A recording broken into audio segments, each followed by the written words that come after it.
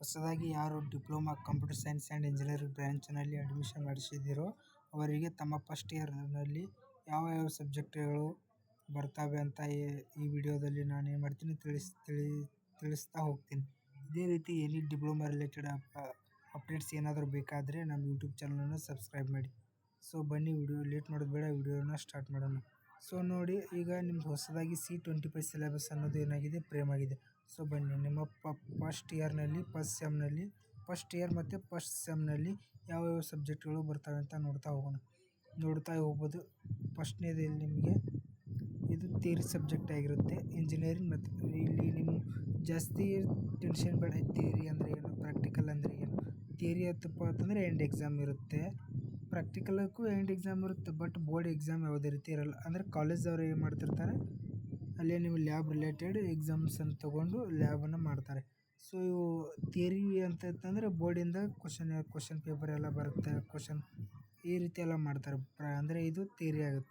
So ಅದೆಲ್ಲ ನೀವು ತಲೆ ಕೆಡಿಸ್ಕೊಳಕ್ಕೆ ಹೋಗಬೇಡಿ. ಜಸ್ಟ್ ಯಾವ್ಯಾವ ರೀತಿ ಸಬ್ಜೆಕ್ಟ್ ಬರ್ತಾವೆ, ಅದ್ರದ್ದು ಏನು ಬೇಸಿಕ್ ಪ್ರಿಪ್ರೇಷನ್ ಮಾಡ್ತಾ ಹೋಗ್ಬೇಕಂತ ಏನು ಮಾಡ್ತೀರಣ್ಣ ಈ ವಿಡಿಯೋದಲ್ಲಿ ಹೇಳ್ತಾ ಹೋಗ್ತೀನಿ. ಸೊ ಇಲ್ಲಿ ಸ್ಕಿಪ್ ಮಾಡಬೇಡಿ. ಫಸ್ಟಿಗೆ ಇಲ್ಲಿ ಇಂಜಿನಿಯರಿಂಗ್ ಮ್ಯಾಥಮೆಟಿಕ್ಸ್ 1 ಅಂತ ಇದೆ, ಅಂದರೆ ಇದನ್ನು M1 ಅಂತ ಕರಿತೀವಿ.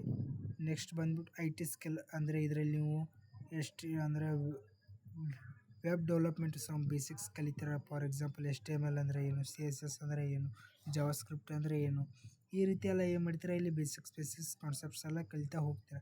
ನೆಕ್ಸ್ಟ್ ಬಂದುಬಿಟ್ಟು fundamentals of electrical and electronics engineering, ಅಂದರೆ ಎಲೆಕ್ಟ್ರಿಕಲ್ ಬಗ್ಗೆ ಏನು ಮಾಡ್ತೀರಾ, ಸ್ವಲ್ಪ ಇಲ್ಲಿ ಕಲಿತೀರಾ. ಓಕೆನಾ. ನೆಕ್ಸ್ಟ್ ಬಂದುಬಿಟ್ಟು basics of digital logic and computer organization, ಇದನ್ನು ನಾವು ಶಾರ್ಟಾಗಿ BDLC ಅಂತ ಕರಿತೀವಿ. ಓಕೆನಾ. ಇದರಲ್ಲಿ ನೀವು ಕಂಪ್ಯೂಟರ್ ರಿಲೇಟೆಡ್ ಬೇಸಿಕ್ ಕಾನ್ಸೆಪ್ಟ್ಸ್ ಎಲ್ಲ ಕಲಿತಾ ಹೋಗ್ತೀರಾ. ನೆಕ್ಸ್ಟ್ ಬಂದುಬಿಟ್ಟು ಇದು ಒಂದು ಆಡಿಟ್ ಕೋರ್ಸ್ ಅಂತ ಇದೆ. ಇಲ್ಲಿ ಆಡಿಟ್ ಕೋರ್ಸ್ ನೀವು ನೋಡ್ತಾ ಹೋಗ್ಬೋದು. ಆಡಿಟ್ ಕೋರ್ಸಪ್ಪ ಅಂದರೆ ಈಗ ಫಾರ್ ಎಕ್ಸಾಂಪಲ್ ನಿಮ್ಗೆ ಯಾವ ರೀತಿ ಹೇಳ್ಬೇಕಪ್ಪ ಅಂದರೆ ಎಕ್ಸ್ಟ್ರಾ ಆ್ಯಕ್ಟಿವಿಟೀಸ್ ಅಂದಂಗೆ ಅದು. ಸೊ ಎನ್ವಿರಾನ್ಮೆಂಟ್ ಸಸ್ಟೈನಬಿಲಿಟಿ ಅಂದರೆ EVS ಅಂತ ಒಂದು ಸಬ್ಜೆಕ್ಟ್ ಇದೆ. ಅದು ಜಸ್ಟ್ ಇಂಟರ್ನಲ್ಸ್ ಅಷ್ಟೇ ಇರುತ್ತೆ, ಯಾವುದೇ ಪ್ರಾಕ್ಟಿಕಲ್ ಎಕ್ಸಾಮ್ ಆಗಲಿ ಥಿಯರಿ ಎಕ್ಸಾಮ್ ಆಗಲಿ ಯಾವುದೂ ಇರೋದಿಲ್ಲ ನಿಮಗೆ. ಜಸ್ಟ್ CI ಯಾವ ರೀತಿ ನಡೀತಿರ್ತವೆ. ಬಟ್ ಪ್ರಾಕ್ಟಿಕಲ್ ಥಿಯರಿ ಎಕ್ಸಾಮ್ದಲ್ಲಿ ಅದು ಯಾವುದೇ ರೀತಿಯಾಗಿ ಇನ್ವಾಲ್ವ್ ಆಗೋದಿಲ್ಲ. ಸೊ ಇದು ನಿಮ್ಮ ಫಸ್ಟ್ ಸೆಮ್ನ ಸಬ್ಜೆಕ್ಟ್ಗಳಾಗ್ತಾ ಹೋಗ್ತವೆ. ನಾನೇನು ಸಜೆಷನ್ ಮಾಡ್ತೀನಿ ಅಂದರೆ ಇದ್ರದ್ದು ಬೇಸಿಕ್ಸ್ ನಾನು ಮೊದಲು ಕಾಲೇಜ್ಗೆ ಹೋಗೋಕ್ಕಿಂತ ಮುಂಚೆ ಇದ್ರ ಬೇಸಿಕ್ಸ್ ನಾನು ಏನೇನು ಕಲಿಬೇಕು ಅನ್ನೋದನ್ನು ಸ್ವಲ್ಪ ಸರ್ಚ್ ಮಾಡಿ ಸ್ವಲ್ಪ ಅದ್ರ ಬಗ್ಗೆ ತಿಳ್ಕೊಂಡ್ರೆ ಒಳ್ಳೆಯದು.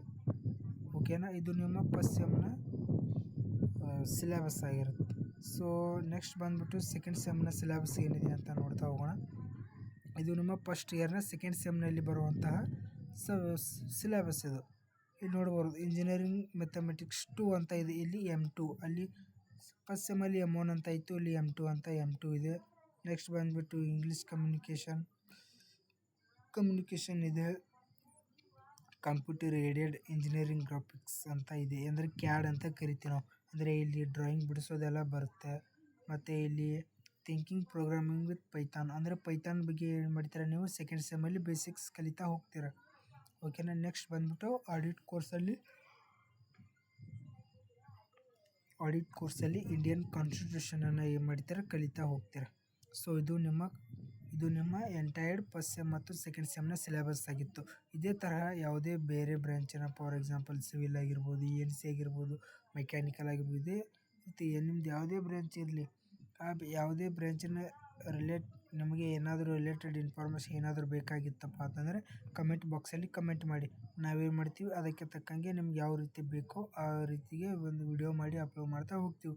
ನಿಮಗೇನಾಗುತ್ತೆ, ಹೆಲ್ಪ್ಫುಲ್ ಆಗುತ್ತೆ. ಸೊ ಇದು ಇಷ್ಟು ವಿಡಿಯೋ. ಸೊ ಈ ವಿಡಿಯೋ ನಿಮಗೆ ಹೆಲ್ಪ್ಫುಲ್ ಆಗಿದೆ ಅಂತ ಅಂದ್ಕೊಂಡಿದ್ದೀನಿ. ಇದೇ ರೀತಿ ಯಾವುದೇ ಡಿಪ್ಲೊಮಾ ರಿಲೇಟೆಡ್ ಇನ್ಫಾರ್ಮೇಷನ್ ಬೇಕಾದರೆ ನಮ್ಮ ಯೂಟ್ಯೂಬ್ ಚಾನಲನ್ನು ಸಬ್ಸ್ಕ್ರೈಬ್ ಮಾಡಿ. So thank you for watching.